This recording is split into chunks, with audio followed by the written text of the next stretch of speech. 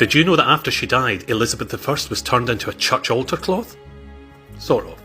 But although it sounds completely bonkers, it's sort of true. Now, I'm no fashionista, but even I have to admit that this Queen, Elizabeth I, was one of the best dressed monarchs that I think any country just about has ever seen. I mean, more really was more for this woman, and if she could fit more onto her costume, then on it went.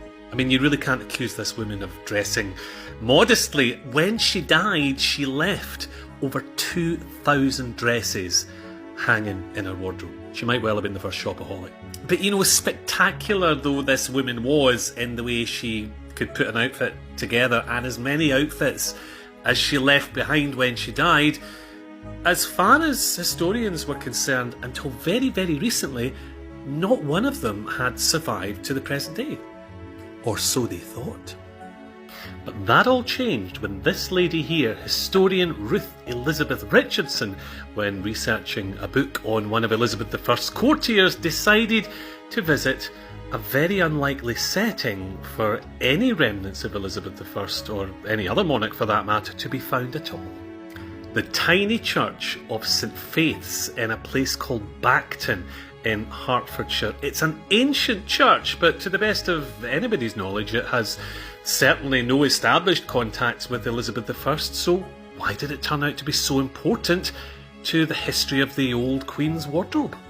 Well, you see, whilst she was in this church doing her research, she came across this embroidered piece of cloth here in a frame, and it was known as the Bacton altar cloth because that's what it had been for literally centuries. It had sat on top of the altar of the church.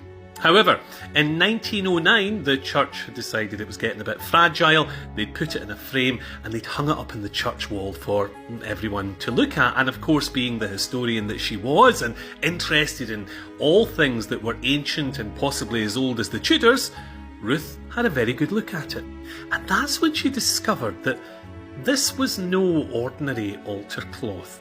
In fact, this probably wasn't an altar cloth originally at all. She began to look at the motifs which had been meticulously and beautifully sewn in by hand onto this material. She began to look at the quality of the craftsmanship, the quality of the material itself, and decided that in the beginning, this altar cloth was almost certainly a dress.